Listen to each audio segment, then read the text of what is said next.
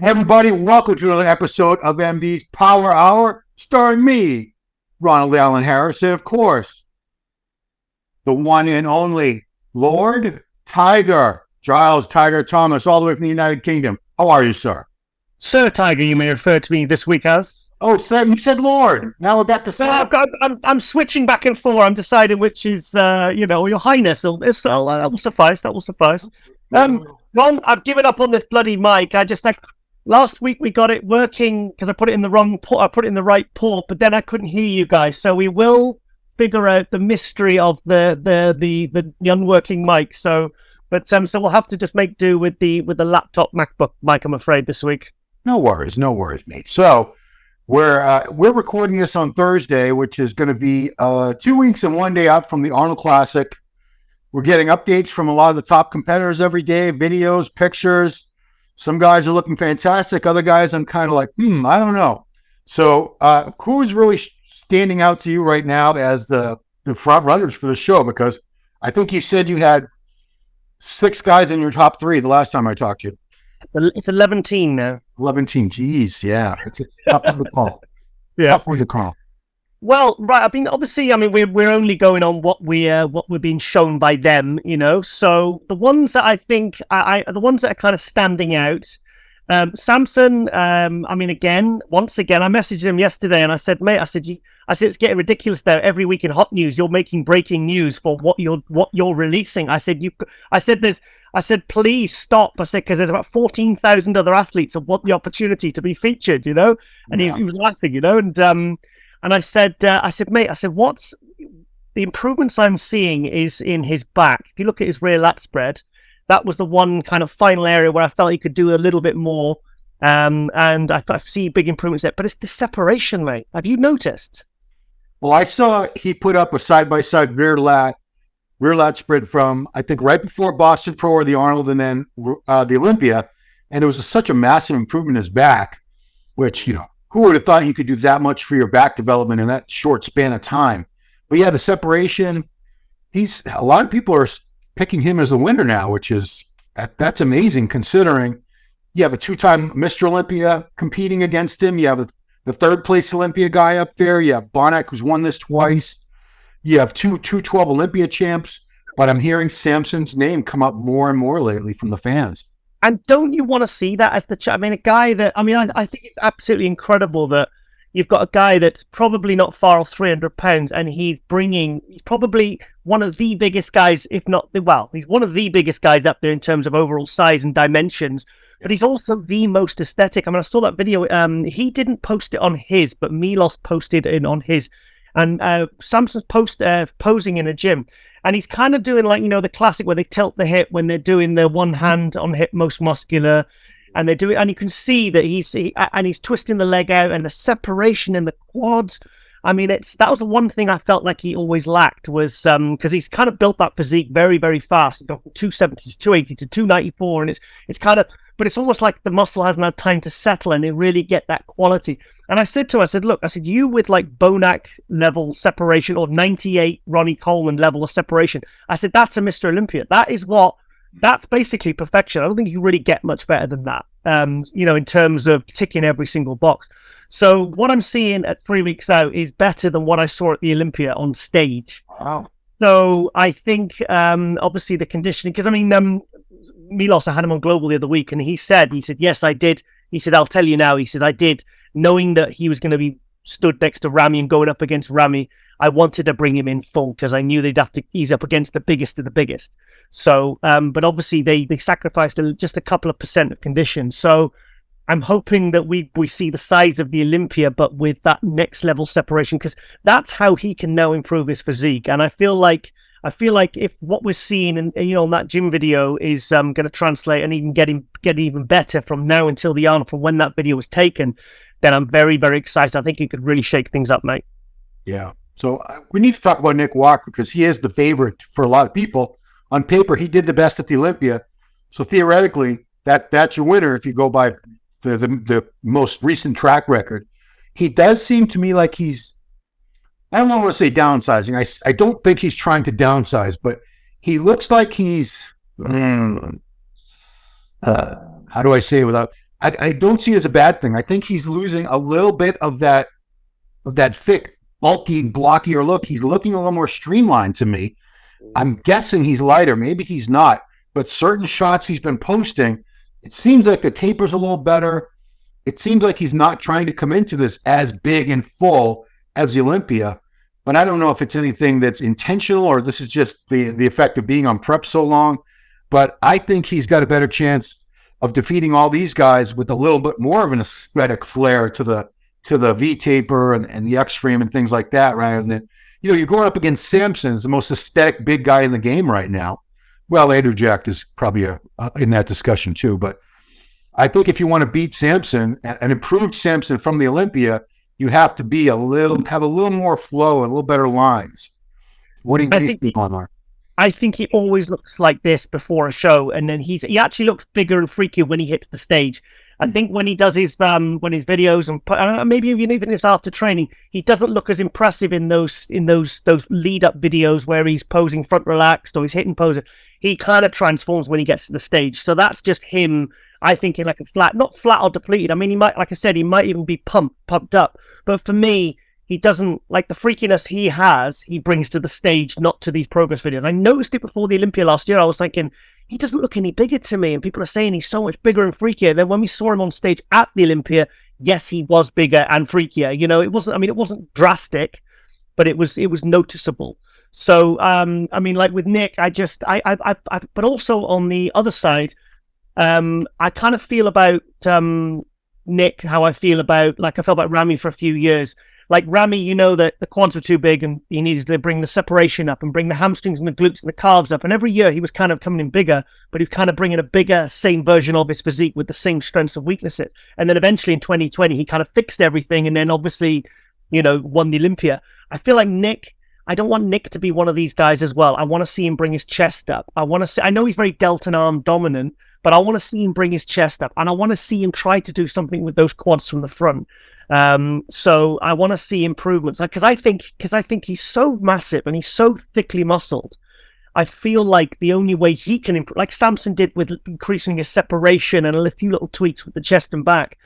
I feel like Nick could really, really move up and improve and really become a threat for the Olympic title if he balanced everything out. Because don't forget, he's going up against guys like Lunsford and Haddy, he's got really no weaknesses, really. And he's like another short, thickly muscled guy as well. So I feel like personally, I don't want to see in 2 or 3 years' time me still saying, or us people, fans still saying, I want to see more chest. I want to see more that. I want to see smaller weights. I'd like to see him make those improvements and not just focus on coming in bigger and sharper.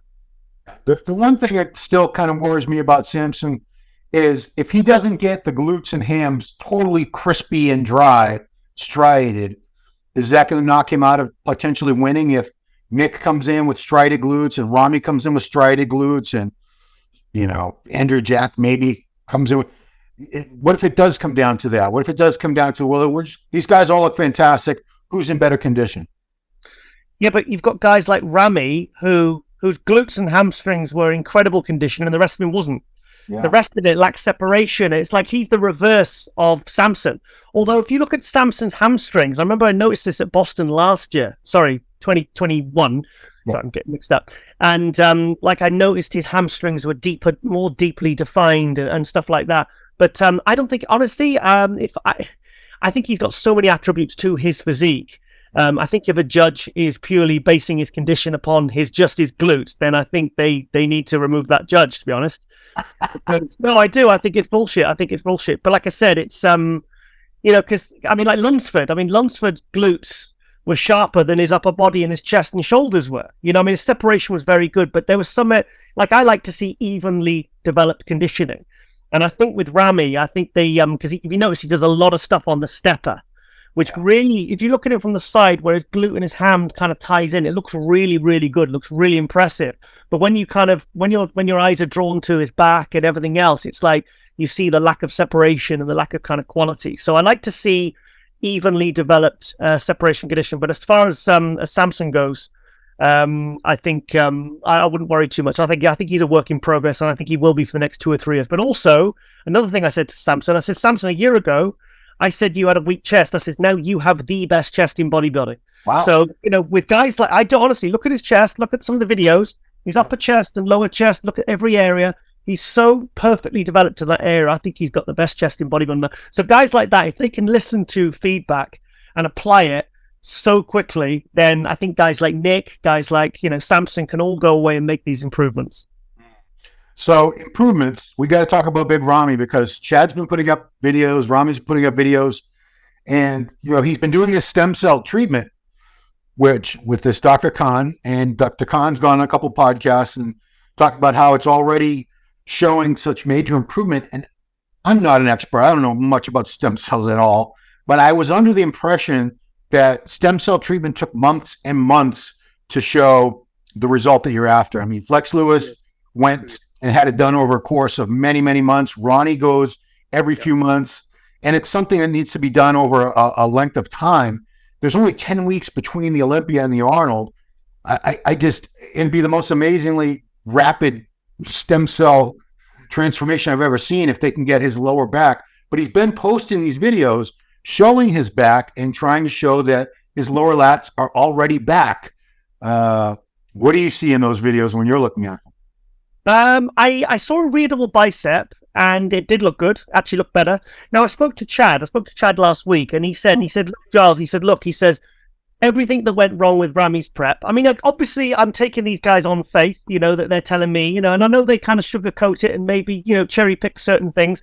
Right. But he said, no, everything that went wrong for the Olympia with Ramy did.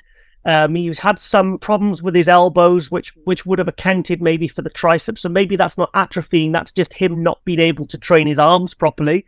Because in the readable bicep, he had a nice hang on his tricep. And to me, it looked good, actually. It really, really good. I'm not going to sort of knock him out of contention or ever coming back just because his lower lats are starting to go. But I have to think, apparently this week, I'm not an Andrew Jack hater, I'm a Ramy hater.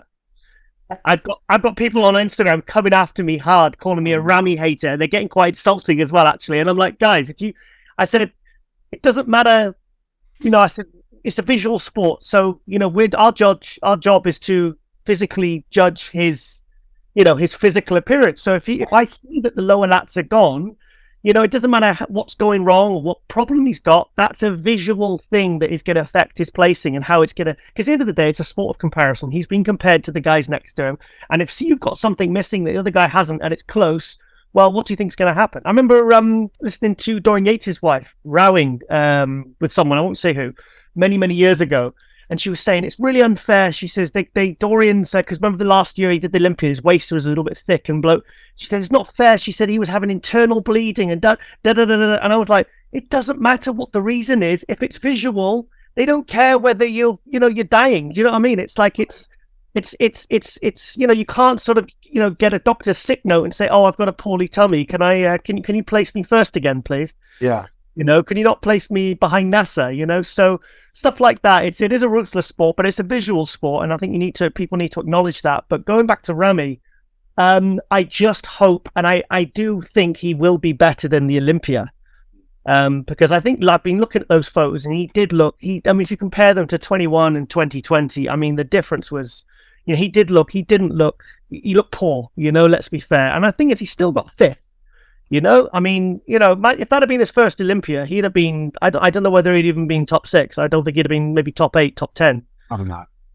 So anyway, in answer to your question, from what I'm seeing, the back shot, I didn't really see any, because for me, he's very square. And and also if you turn him to the side, remember like Dorian and Ronnie's back used to come out like that. Yeah. You see, Ramy is straight down. It's like there's width, but there's not a lot of thickness. So I just hope him and Bonac, because Bonac's was a miscalculation. That wasn't how he was. I just hope he comes in better, mate. What do you think? Yeah, if he could recapture somewhere between the way he looked at this last Olympia and the way he looked, at 2020, if he can improve that back situation even 50%, it might be enough to win this, because he is Mr. Olympia. He is a 2-time Olympia champion. He's beaten all these guys, he's beaten all these guys before in the past. So theoretically, it would be a testament to, if his back looks, decent again, everyone's going to start running out and getting stem cells. Everyone, because now yeah, it's going to be the best testimonial ever for stem cell treatments. I'm very curious. I'm rooting for him. He's a good guy. He's a hard worker. He's humble. We're not haters. We I'm not Rami. He's great. When we came up and shook my hand, and he was, and he's like, love Rami. He's a great guy. It's nothing personal. I mean, to say that you hate someone or you're a hater of someone because you've pointed out that a part of their body part is now atrophied. I mean, how do you marry the two? How do you bring those two? How does the thought process behind that come together? I'm a bit confused. As far as I can tell, if someone's a really hardcore, dedicated fan of one particular athlete, they're usually willing to overlook things like that. They sort of gloss over it. Exactly. So the guy, I'll say, this guy's great, but his legs, he's got no quad sweep. And they're like, oh, his legs are fine. I'm like, well, I mean, they're not horrible, but he's up against guys who have much better quad sweep. This is a sport of comparison. Everybody looks great, but then you have to put them next to each other on stage and decide who's deserving of first, second, third, fourth, fifth. And your guy might not be the one that's deserving of first place. So when the judges are making their criteria, when they're making their decisions, they're not saying, well, Rami's a much better guy than this guy. I mean, Rami had a photo with me last week and Nick didn't. Do you know what I mean? So I'm really rooting for this guy. They don't give a shit. I mean, I think the Olympia proved that, you are, I mean, I think like the fact that Rami got fifth and they knocked him Mr. Olympia down to fifth, and that's how kind of everyone sort of had him. That shows you how well it is judged now, because we've seen some dodgy judging results where you think, like certain, well, I won't point them up. We know the ones, in the last 20 years at the Olympia where you think, oh, really?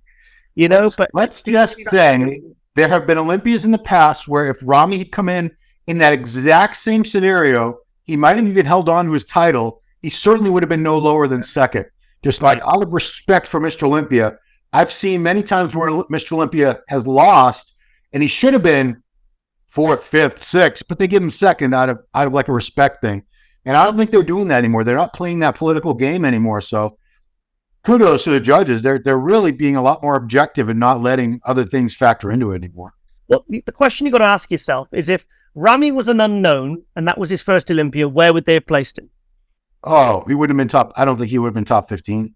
But there you go. That's how it should be judged. It should be judged. I remember speaking to the head judge of the 81 Olympia, a Welsh legend. He died a couple of months ago. He was like in his 90s, still training when he was like 95, and called Dougie Evans. And he said to me, he said the reason, he said I was picked to do head judging for the Olympia, he says, because I judge from the neck down. He said, I don't judge reputations. I don't judge names. He said, I judge what I see. It's like that kind of level of integrity was what got him on the judging panel. For the head judge, I think he was one of them. Well, he was one of the judges anyway at the 81 Olympia. But then again, that was the 81 Olympia that Franco Colombo won. He should have won. Horrible. Sorry, Dougie. No, but I actually made a point in the Hadi Chupan. I didn't have the issue. I should have had it to hold up. In the Hadi Chupan feature I wrote, I started off talking about how the right man won. And there were many, many instances in the past. The 81 Olympia is a prime example. Yeah. Franco Colombo should have been like fifth, sixth place in that Olympia. His legs were completely atrophied. Danny Padilla looked phenomenal. Tom Plax looked incredible. Yeah, but they're not playing that game. And let me retract what I said about Rami before I get death threats. I just said he would make top 15. I'd say he probably would have been somewhere between 10th and 15th, probably. Yeah. That's full. Very precise. But the Olympia's the big one. That's the one that's and that's the one that's close. So that was. Oh, sorry, Ben. Oh, cat. Sorry, darling. Oh, gone. Sorry, she's wanting an attention whore. That's okay. Yes, she's. What was I saying? I don't know. I want to change the subject anyway. Okay, go on. We haven't said anything about Bonac, and we're not hearing a lot of people talking about Bonac as a possible winner when. Because people have such short memories in bodybuilding. One show where he was off at this last Olympia, that was not the Bonac we were expecting to see. But the same thing happened last year. Last Olympia, 2021 Olympia, he was off, got knocked down to, what was he, sixth that year? He got fifth in 2020, then he knocked down to sixth. Yeah, then he shows up, almost wins the Arnold. A lot of people, I thought he had that Arnold beat. I thought he had Brandon beat at that show. Boston, he just blew that show away. And then Again, everyone's like, oh, Bonner's great. Then one more show where he's a little bit flat, didn't do as well as he wanted. Now he's horrible again. But still, come on, guys, 2-time Arnold champion, Olympia runner-up. Yep. Just to say that this guy's not in contention for the title is insane. Bonac said to me, because I had him on Global the other week, as you know, he said to me, he said, in the run-up to that last Olympia, he said, I was actually better than I was coming in, but than I was for Boston. So, and thing with Bonac, it's not, when he's not off in terms of conditioning, because I don't think he's ever been out conditioning in any contest, in any show, ever. Even when I've just never seen it. Even when he was starting in the Olympia and he was working his way up, his condition was always bang on. With Bonac, it's to do with the muscle fullness. So, because he said, if you look at like I said last episode, if you look at the 2 weeks out, he's popping, everything's there. He was a good, there was no alarm bells ringing. But obviously, well, he said basically, I can't really say, but you've got to read between the lines. It was obviously like diuretics or water manipulation or whatever he did in those last few days. He said they, we went too hard, and obviously, he just couldn't, he said I couldn't salvage it, because even on the Saturday, he couldn't pull it back. So it shows you how, he said, my chest was gone. I said I couldn't get a pump or a contraction.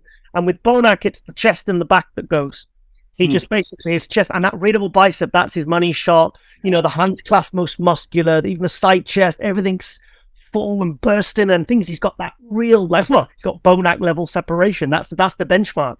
So if he hasn't got that fullness, I mean, he just looked miserable up on stage. I think because he knew he'd obviously, shit, I've blown it. Because that's like I said, that's what I was saying before the cat jumped over. The Olympia is a very unforgiving show, because you come in just a couple of % off, and that could be the difference between third and ninth. Do you know what I mean? Because let's face it, Boston Bonac was only, like I said, 9 months before that. So, and also I want to mention this thing that some of the outlets got hold of about the interview, saying that, about the kidney inflammation and stuff like that. Look, mild kidney inflammation is nothing serious, because like I used to get my blood work. I didn't get my blood work done by the doctor. I used to go to a drugs in sport clinic called Discus. Drugs in sport clinic user support, and you give your initials and your date of birth. And basically, there was a doctor that ran a free clinic for 2 hours every Thursday in the area in Chester Street, up near Newcastle, where I used to live. And he'd had all basically bodybuilders and people that use gear, and he would use the data for scientific papers, and he'd be on boards of for like steroid councils and like baking laws and stuff like that. And so like he said to me, he said, yes, he said your liver enzymes are elevated here, but that's because you're taking Anavar. He said, if I was a normal doctor and I saw that your liver enzymes were elevated and I didn't know that you were taking anything, he says, we'd be testing you for liver cancer. Wow, yeah. So no, but he said to me, he said, that's fine. He says, as soon as you cease taking them, he said, your liver enzymes will come back down. He said, but to a normal GP, he said, that would send alarm bells. So like they get these other outlets. I mean, I know one of them, he's a complete idiot, but he said like, oh, inflammation, and he's sick and this and that, and we've got to try and get him pulled out of the arm, all this nonsense, which caused, I spoke to William and he said, this is very stressful, Giles. He said, now everyone thinks I have kidney problems and I don't. Yeah. So that really annoyed me, actually. I want to point out that we had Dr. Truliaus. We started off the last show with Dr. T talking about that, because he has obviously the expertise to comment. And he pointed out that, as most bodybuilders know, anytime we get blood work done, unless you haven't trained for several days, your creatinine, your creatine kinase, your bun is going to be elevated, because first of all, it's going to be slightly elevated because we carry all this extra muscle mass in the first place. Then the muscle breakdown, the byproducts of the muscle breakdown have to filter through the kidneys, and they're going to show in the blood work. So any hard training bodybuilder with a lot of muscle mass is going to have kidney, quote, inflammation. It's nothing unusual, unless the numbers are really out of control. That's when they start to worry. But I've always had slightly elevated, always. And here I am. I'm 53, almost 54 years old. I'm doing fine. It's nothing that's unusual. And unfortunately, like you said, the news outlets, they saw something to latch onto. This guy's sick. This guy's injured. Oh boy. And they ran with it. I feel for William. And it's also like a slightly enlarged heart. All athletes have enlarged hearts because they use it more. Their heart is being used more, so it's like a muscle. It kind of grows. But also, like even sort of like higher cholesterol isn't always necessarily a bad thing. It's more to do with the ratios. It's the LDL you've got to really because that's what caught me with my issues. Because I'd had it for a few years and I should have really addressed it more. Because whatever. But yeah, so like things like that like the media, when they see certain things, and thing is, the bodybuilding media outlets that kind of jumped on this, they should know better and they should do their research. So like you said, creatinine levels are always elevated. Even natural bodybuilders have certain things that are more elevated than someone who doesn't bodybuild. So I mean, like certain certain compounds, they can elevate a lot of things, but like I remember, I told the doctor once, and he says, "Oh, your cholesterol's really elevated." And I says, "Well, I know what to do about that." And he was like, "What?" So I came back a few months later, had another blood test, and I told him, I said, "That'll be right down the next time I come down." And they were like, "How?" Wow. And then I came, obviously came off the orals and things that I was taking at the time, and I went in sort of clean, and they were like, "Oh wow, it's a miracle." I'm like, "Yeah, it's a miracle. How have you done this?" And I hate to interrupt, but I have to share the story because it's so relevant. I had blood work done immediately after a contest years ago, like over 20 years ago. And I had been taking a ton of oral Winstrol. My liver enzymes were through the roof. Oh, Winstrol's worst. Oral Strombo. And Strombo used to... And they were 50 milligram tabs, little blue ones. Oh, my favorite. And they're so effective, aren't they? Because within a couple of days, I just looked like I could step on stage in 6 weeks. It's my favorite thing to take, but it's and then when I come off within 2 days, it's like... So the doctor rings me up like 3-4 days later. He says, "We need you to come in. We think you're in liver failure." I go, "I'm not failure." I explained to him what had happened. I said, "Let me redo the blood work and give me 6 weeks." And I came back, did the blood work. My liver enzymes were perfect again. Yeah. But then he lectured me about steroids and I found another doctor. But yeah. The thing is, at the same time, we're not being flippant about the effects and stuff, because we know that, we've had death in the industry. So I'm not saying, oh, just take everything, it's fine, and forget your blood work, but at least get someone, like I used to get Patrick Tour to look at my blood work sheet. Because I've got them in the drawer here. I always request copies of my blood work. And I used to send them to Patrick, and I'd text, send them off in an email. I'd scan them and everything. And he'd go through everything and say, "Yep, that's fine. No, this is because you're doing this, right?" And we'd, but also, like I said, it's about having someone that knows what to look for and knows kind of effects. But I was very lucky with that drugs and sport clinic, because they managed to save a lot of people that had things that were flagging up that they wouldn't have flagged up otherwise, and they would have, probably would have dropped dead or something. Yeah. So Bonnet guys, do not write him off. No. He's won this thing twice before. I think people are writing him off because Rami's in the show, Nick Walker's in the show. They don't think he can beat either of them. Andrew Jack. Let's talk about Andrew Jack. So Andrew Jack is in a situation now where he's replicated the same dream team that Sean Roden used in 2018 to win the Olympia, where Chris Aceto was coaching him, and he was being personally trained every day out in Los Angeles area by Psycho Chris Lewis. And the videos I'm seeing, it's hard to tell, but they say condition-wise, he's better now than he's ever been, which I believe. And, it's we're not going to harp on condition again, although, it's hard not to.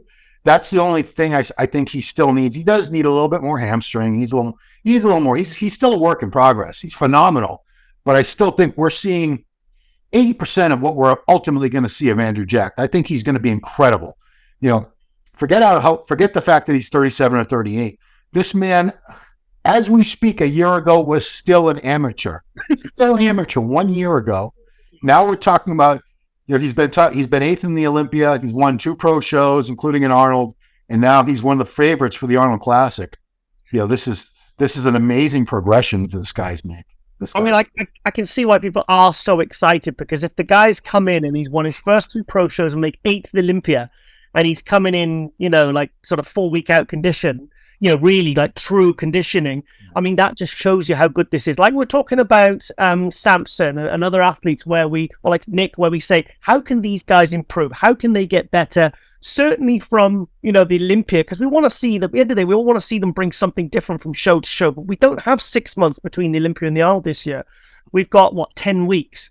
So for Jack to, I think it was a really, really good move, a very bold move to go over to California, entrench himself over there. And and also, I've never seen the videos, but Psycho, obviously he's called Psycho for a reason. He's killing him in the gym. And you can see that Andrew is really, really, really going for this one. The sessions and the videos I'm seeing, it's like this guy is giving it everything.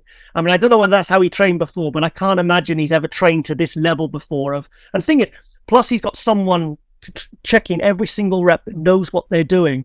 Someone that's really sort of giving him, like I said, I interviewed him a few weeks ago, like I said, on Global, and this is a guy that's really bringing a change of stimulus to his body. So, like he said, there's bits of my body, he says, I didn't, and I've never had sort of in pain before. And that means he's stimulating his physique in a different way. So it's a different approach. So his body is going to respond well. And also, he's barely had a chance to sort of, really come off any sort of diet after the Olympia. And I do, like I said, the couple of small videos, I said we've got very little to go on, but, we know we're analysts, so I can, from what I can see, I do think he's a lot better. I think he's going to be a lot better conditioning. And if he's one of these guys that actually looks more impressive and more pop to his physique, not less, when he gets kind of sharper and leaner, then I tell you what, it's going to be exciting. And someone, was it Gregory Ulysses? He said, I can't wait to see the Twin Towers. I can't wait to see Sean Clarida in between the Twin Towers. Sampson and Jack and Sampson, like 6'1". There's two gigantic guys, and then little Sean in the middle. Because let's talk about Sean as well, mate. Because I'm bloody excited about this one as well, mate. Oof. Talk about an underdog. Very few people are expecting him to be able to pull off a win here. It would be miraculous because look what he's up against. He's up against these freaks. Big, 300-pound guys, Olympia champions. But man, Sean, pound for pound, I guess the fact that the reason people have so much doubt is because the only open show that he's won so far, it wasn't up against this caliber of athletes. He was up against guys like Regan Grimes and Sergio, who are good. They're very good, but they're not Olympia champs. They're not top 3 Olympians. But man, he's not missing anything. His conditioning is unquestionable. And, someone just made some comments in one of our videos that I was responding to. They think he's going to come in bigger and fuller for this. I saw that. I don't think he's ever tried to hold back on being bigger and fuller. No. Yeah, it's not like he had to suck down to 212. He's well under the limit. So I don't think he's going to be much bigger, or necessarily does he need to be. If you made Sean Clarida 6 foot tall, what would he weigh? Well, it'd be like Ronnie size, wouldn't it? Yeah, he'd be like 280, I think. But hang on.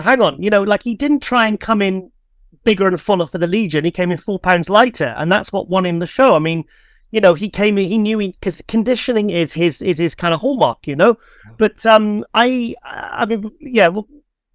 with Sean, I'm seeing. I spoke to him. I messaged him the other day, and he said, "I want this show bad, Giles. I want it bad." Because he knows what it means. This is, I think, for him in some ways, I think this is bigger for him than winning the 212 Olympia. Because if he wins this, or even gets like second, or it's like close between him and one of the other guys, because like I said, there is 4 or 5 other guys. I honestly feel like this is going to give him more credibility than winning the 212 Olympia. Because probably like Jose was saying in Power Hour last week, he says, Sean's in a class of his own right now. So insinuating really that is there anyone to touch him in the 212? And it's not like he's struggling to make 212 weight. So he probably could win multiple Olympia titles in the 212 and go and do these other shows. But didn't he say that if he wins the Arnold, he's going to do the Olympia as an open? Did he say that? Yeah, he said it. I saw it. I read it this morning. Where did I read that? I read it. So I went, it's not a, I can't, it's not, I don't know there's a credible source on. I can ask him and I can text him and he'll tell me.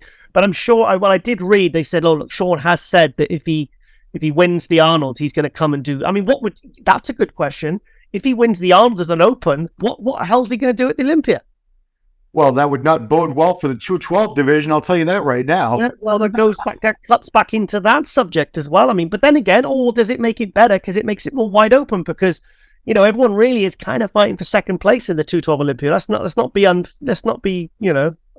unfair to Sean. Like, But it would also sort of insinuate, Derek won it once and then went off to the Olympia. If Sean did the same thing, well, this was his second win, but still, if he abandons 212 division and goes off the Olympia, that sort of sends the message that the 212 division is less than. It's not as prestigious. It's a stepping stone to the Open. If you're good enough as a 212, you can move on to the Open Olympia, and that's the big show. That's the one everyone wants to win. So I hope he doesn't. For the future of the 212 division, I really hope he doesn't do that. I do agree, but also he doesn't have the excuse that Derek had, because Derek wasn't bringing his best physique even when he won the 212 Olympia. I mean, I'd Johan Eaton and had him on in Global this week, and he said, look, I never really saw Derek as a 212 guy, even though for this few years he was actually comfortably making the 212 weight. But he said. So Derek was he knew he could bring a 225, 230 version, probably the year he won the 212 Olympia. Who was it? One of the guests I had, and he said he saw Derek the year before when he won the 212 and a few weeks out, and he says, Giles, he said he was like 230, he says 235, but he says he was ready. Yeah. He was ready. So, but Sean doesn't have that excuse. He's just doing it because he just wants to challenge himself. Sure. So anyway, let's get off the Arnold, because we're gonna really, really concentrate on our Arnold preview, right? I think in a week or two, don't we? So I think we've covered too much about these guys now. We do. But I mean, it's interesting because this is our second biggest show, and we do want to. The lead up is exciting. It's sometimes it's more exciting than the actual show. All the speculation. It is, no, because it is a really I was really not interested. I'll be honest, I was not interested in this Arnold and then when they bumped up the prize money, I was like, what are they doing this for? This seems really desperate. And then literally within a week, I'm like, oh my God, this is the best Arnold. This will be the best Arnold since '96. So okay, here's a question: what was your favorite Arnold Classic lineup ever? Boy, think about it. You probably at most of them. Yeah, I was at most of them. I think I'm looking at it through the lens of nostalgia. So when I say it was the greatest Arnold lineup, it's probably because I was still young and so enthused about everything. It was so fresh to me. But 95 and 96, I liked 96 when it was Kevin Leveroni, when he just barely beat Flex. Mike Francois was still in the lineup at that time. You had guys like Vince Taylor. I think Charles Claremont was in it that year. 96. Ron Sherlock, Dillette, Sean Ray, Vince Taylor. Oh, 96. Or I spoke to Phil Heath about this, and he says, no, 2010 was the best ever. I'm like, well, I said, Phil, you were in that one, mate. I said, you're a little bit biased, and maybe you shouldn't have an opinion on this. That was interesting, because that was the one that he lost to Kai. Yeah. I actually had Phil winning that one. 100%. I remember being backstage and Kai's coach at the time, Oscar, I think Kai was next to him, unfortunately, to hear what I said, because Oscar was like, what do you think? And I said, I have a heart. I can't lie to people. Yeah, still, you got it, mate. To my detriment, I said, I think Phil's got it. He just turned his back, didn't say a word, turned his back and walked away. Brilliant. Yeah, well, what it is? It's like, you're not paid to kiss ass, and and you've got to be, you won't gain respect and credibility in this industry, That froze on me. Well, Giles, your Wi-Fi froze on me. They say, oh, what do you think? Or, they got the night show later on. I'll say, do you want me to tell you what I think, or what you want me to tell you? What would make, just let me know, because I've got two answers here that I can possibly give you, and they're going to be different. So you just let me know. I think because they're already at the show, they're already dieted down. There's nothing they can do about the way they look at that point. Yeah, I find that people are usually more, they're more responsive to constructive criticism in the off season when they actually can do something about whatever you're pointing out. So if I say, yeah, you look good, but you still need more quad sweep because you're so wide up top, and most people will say, okay, well, thank you, because they know I'm trying to help. I'm just trying to make them. Yep. Bring them closer to perfection. Everyone's chasing perfection, but when you're at the show, if you say something like, if they ask you and you say you're a little off, your hams, your hands and glutes are, it's hard for them to hear. And I would just urge you guys, if you don't want to hear the truth, don't ask, because someone like Giles and myself will tell you exactly what we see. And if it's something that you really can't control at that point, because maybe you didn't lose any body fat or you spilled over or something, we're just going to tell you the truth. Ron, you've got to basically say to them, look, I'm telling, I know they will come back to you. Sometimes they'll get upset, but they'll always come back to you, or maybe in a couple of years or whatever, see what it's shown and say, at time I was upset with you, Giles. Now I realize you were telling me because you wanted me to be better. Right. You're almost giving that athlete an opportunity to go and make improvements that will make them better at what they do. So you're helping them. You're not doing it like when I was accused of being an Andrew Jack hater a couple of months ago. Yeah. And basically I responded to one guy and I said, so what you're telling me is that Andrew Jack right now in his first year is absolutely perfect and there's no improvements he can make. Is that what you're saying? You're saying that your guy is literally, there's nothing else he can do to look any better? Because that's my job. My job is to critique and, and say, look, yes, even I sent Andrew Jack the video of Ronnie Coleman where we're in the car going out to London. And I said, Ronnie, what do you think? Because Ronnie had seen Andrew the night before at the Arnold UK. And I said, what do you think? What do you think? And he says, yeah, he's real good. Love his shape, but he needs to fill the back out. He needs a little bit more size. And I sent it to Andrew and he loved it. He loved it. He was like, great, because the thing is that actual feedback that then they can, when they're in the gym and cycle fitness and he can, and they can sort of like put a plan together to sort of bring up the hamstrings, bring up the back, because if you start telling people they're perfect, then they go away thinking that, oh, I'm perfect. There's nothing I need to do then. You're giving them nothing to chase as well, because bodybuilding is the constant. That's what I love about bodybuilding. I love about competing is that you should never, ever really be satisfied. Even if you win the show with straight firsts, as soon as you come off, you should be making a plan of how you can come. Like when I won my first show, I won straight first in my first contest. I was shredded. I was the hardest person in the whole contest. Yeah. Wrecked myself. And as soon as I came off stage, I was like, okay, I'm going to get my quads bigger. I'm going to stop training my traps because it's making my shoulders look a bit narrow. So I want to get more meat on my shoulders to give me more of a taper. I want to get my waist smaller. I want to come back with bigger legs. So I'm going to train my legs twice a week next year. And that's what I did. I came back the following year. My legs were bigger. I was doing calves 3 times a week. So my calves weren't that as shit, so but like stuff like that, you've got to be, because if you literally think you're good to go and you're done, then you may as well just stop and call it a day. I say this to people a lot if they ask me for I usually don't do it unsolicited, because I'm not going to come up and say, yeah, you need this or that, that's not the way to do it. But if I give them a critique and I can tell that they're a little crestfallen, because I'll say, you really need your back development is really weak. You need this or that. I'll say, listen, if I thought you sucked, if I thought no matter what you did, you're hopeless, I wouldn't say a word to you because you're a lost cause. But I could see the potential if you brought this up or that up. You could be way better and you could start winning shows. Then they understand. Because there are people that there's nothing you can do for. They're typically not the ones that we're dealing with.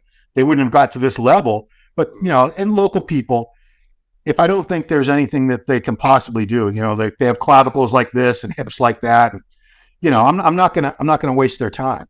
And also, you need to also at the same time kind of understand your limitations. Like say you were at my first show ever, and I won the show, and I'm buzzing. I've got my trophy, and I've won straight first. Everyone's patting me on the back, and I said, "Oh, Ron Harris, journalist. Ron, you watch me up there on stage. Do you think I've got what it takes to become Mr. Olympia?" And it's like you're gonna be like, "Well, no."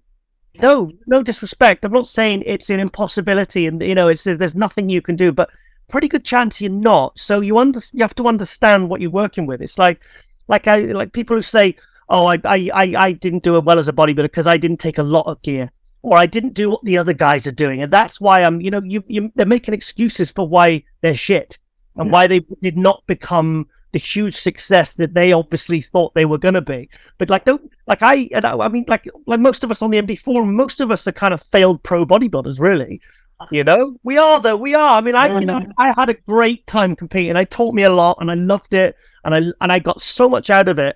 But it was on a. I understood that I had genetic limitations. I was training 15 years, eating 6 meals a day, training 5 days a week for 15 years, never thinking I'd be good enough to compete. And then one day I just did it. I said, well, fuck it, I'll do it anyway, and I got a huge amount out of it. But I think a lot of people, they leave the sport and they kind of like, oh, and they tell people that they just, if they'd have done if I'd have doubled my gear, I'd have been up there. It's like, no, you probably wouldn't have, mate, And then that's why when the pros do say, this was my gear stack, I remember Dorian Yates said, I'd hate being asked this question. He said, because when I tell him I did 2 shots of parabolon a week and, and then stuff like he says that it was only this much GH and stuff. And he says, like, they just get called liars. So it's kind of like this, there's a lot of delusion in this sport, but but unfortunately it's just the way it is, mate. Yeah. And, when we're talking about the elite guys, they all look phenomenal on their own, but they all have something that could be a little bit better. And that something is usually what could, if they improve that, it could probably elevate them.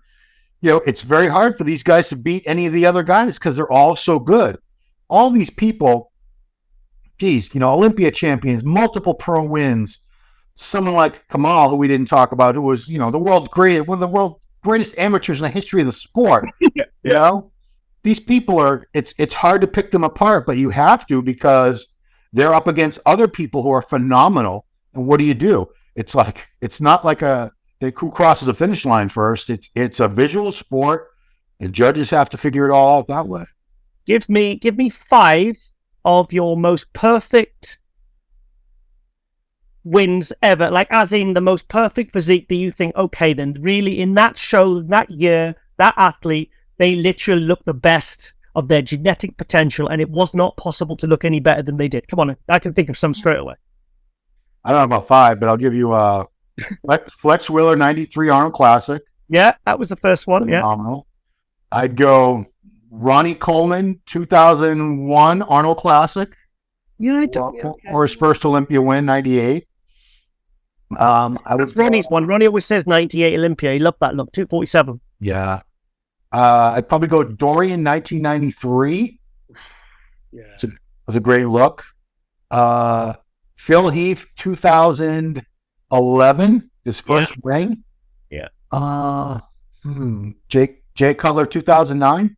Oh, yeah. To be honest, very, very similar to mine. I think with Flex Wheeler, it's either 93 or even the 98, because the 98 I did like because I thought he was a little bit bigger, and I think the 98 Arnold Classic Flex Wheeler, I think, is one of the greatest stage physiques of all time. I mean, if you'd have come up to me after the show and said, Giles, critique me, how can I be better? I'd have said, mate, you've got me stumped here. Finally, I literally have got no comment, because you literally brought as perfect as a physique that you possibly could have brought to the stage. But see, I always liked 2003 Ronnie. I always thought that was pretty special. That wasn't a 290, that was the 286, not the 298 or whatever.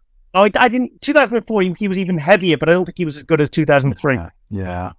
2003 was phenomenal.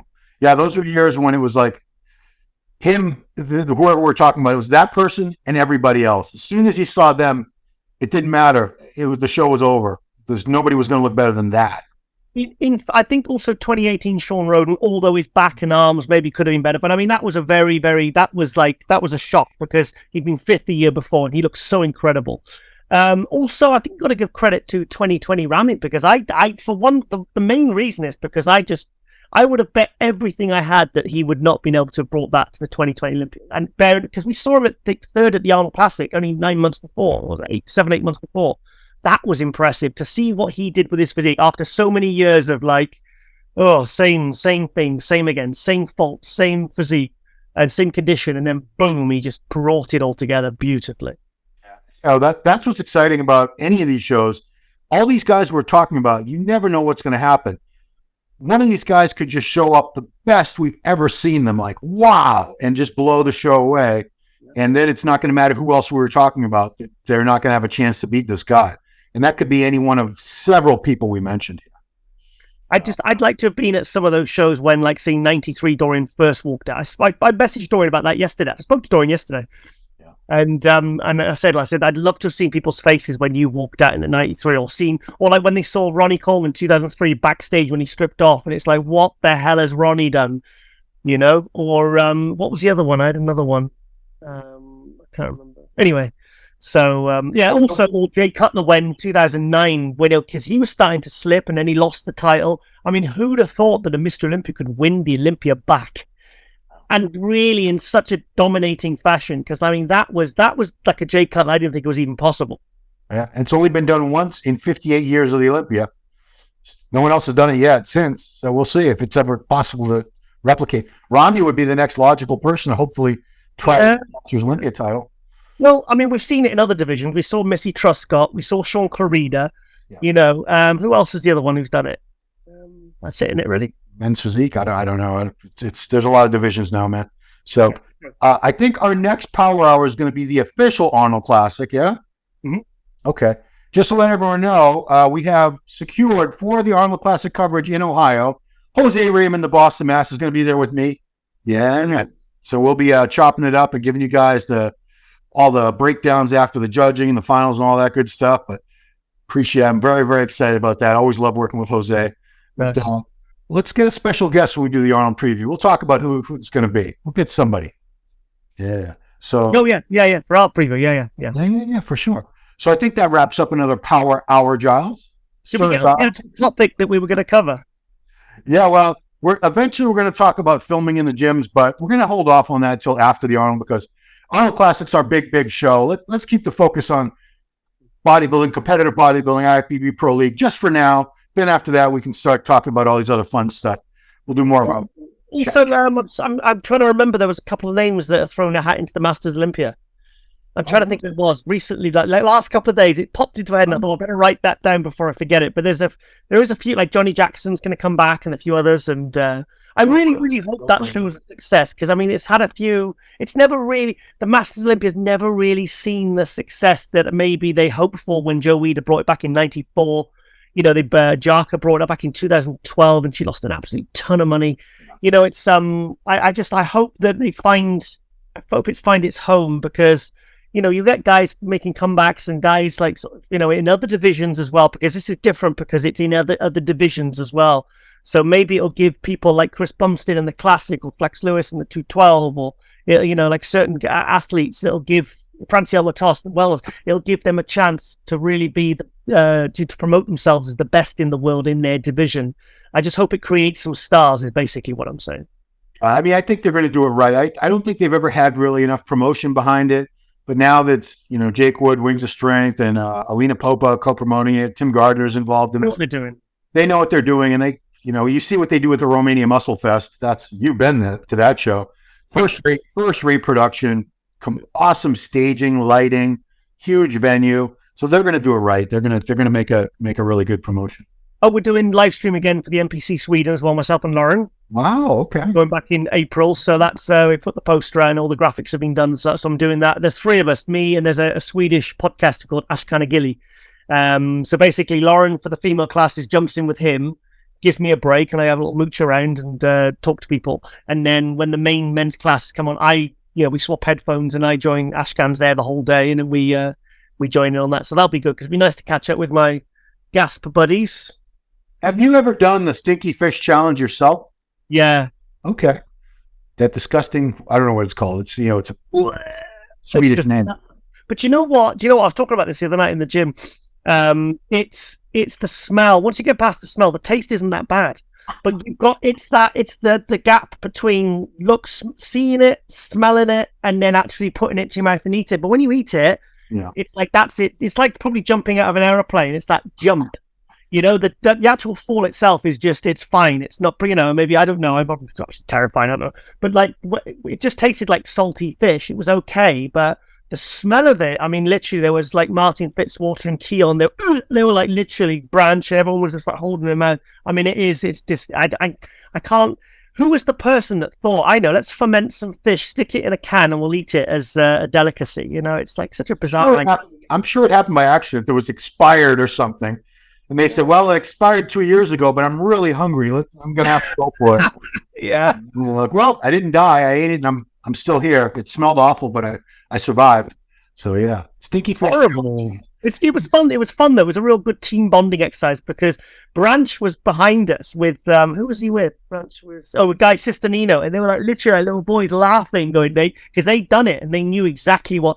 So, obviously, it's going to be fun this year, hopefully, doing that again and watching any new team members kind of going through it because you've been through it, so so it was a lot of fun. I mean, it was a beautiful day as well. Yeah. And you guys have not seen it. There's a whole video that we took it as an excerpt from that episode of the Global. It's called The Stinky Fish Challenge. It's on this channel. Do a quick search. You'll find it. It's hilarious. There's a lot of gagging. I think there's some vomiting. It's good stuff. Yeah. If you're into that. And also, Ron, my training's going the best it's gone in 10 years, mate. Unbelievable how my body is changing. All on half a mil of test a week. That's all I'm taking. It's not TRT. No, 125 milligram anthate. And the metformin obviously has brought my blood sugar down, which finally, so basically it's like it's taken my issues away, and I have my energy levels, my strength. I mean, I'm just exploding in the gym. I'm just having so much fun. So it's got that real love back for training, So I'm on a roll at the moment, mate. I mean, I was looking at pictures even just from the Olympia, and I was just thinking, my God, I look so different in my shape and my energy and everything. So 5 days a week, 4 or 5 meals a day, nice and clean. And my body is changing more, or as if like I've started like a proper pre-contest gear cycle and food and training. It's incredible. I'm buzzing, mate. Absolutely buzzing. It doesn't feel like I didn't feel healthy when I was there. I don't know. I can't explain it. It's like a really toxic atmosphere. Well, everybody got sick. Yeah, I did. Everybody got sick from the Olympia. So there you go. It's not enough air circulating in those damn casinos or something. I don't know. Circulating, I don't know what they're circulating, but it didn't feel healthy when I came back. It took me weeks. It took me weeks to kind of pull myself around after that. Cool. Well, I want to let everyone know this channel has so much great content, including MD Global Muscle every Wednesday morning, produced right there in Tiger Towers in a different room that's more like a real studio, of course. We have Brazilian Beat. We have MD Muscle Talk. We have the Ron Line Report, Ask Dr. T. Am I forgetting? I'm probably forgetting. Zach Clack. No Way Jose. Jeez, we got a lot of shows. Sean Clarida. Sean Clarida, the new show, Ask the Giant Killer. If you haven't seen that, it's a new Q&A.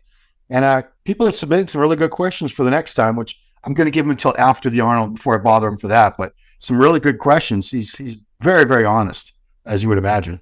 So, like Jose said, he said he's an anomaly, and I think he's already building what is a legacy that I don't think anyone's going to be able to duplicate, because his career is so unique for all the things he's already achieved, and he's going to he's probably got another 3, 4, 5 years in him, and I just think and the bold moves he's made by doing these open shows and still, it's like incredible. It's incredible what this guy's. I mean, I wrote the article in MDF last year, and even by then, the story he'd already told to get to that point it really tells you of this man's character, of what is as an athlete. He's really quite something special. Like also in the way like a Ronnie was, where he went from the back of the pack to the, and didn't intend to be a bodybuilder, didn't intend to be Mr. Olympia, but just did something that he loved to do.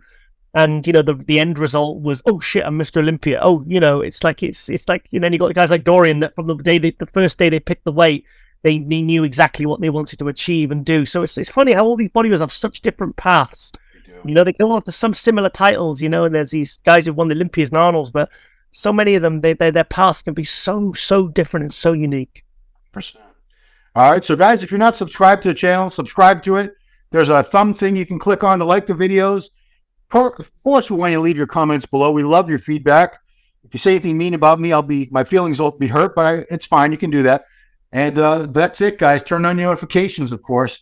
It's been another awesome episode of the MD Power Hour. Next time will be our official Arnold Classic preview, so stay tuned for that. Thank you, Giles. Thanks for everyone out there who watched, and we will see you on the Power Hour next time. Hey, did you like that video? Smash that like button, subscribe to MD, and please comment down below. Thanks for watching.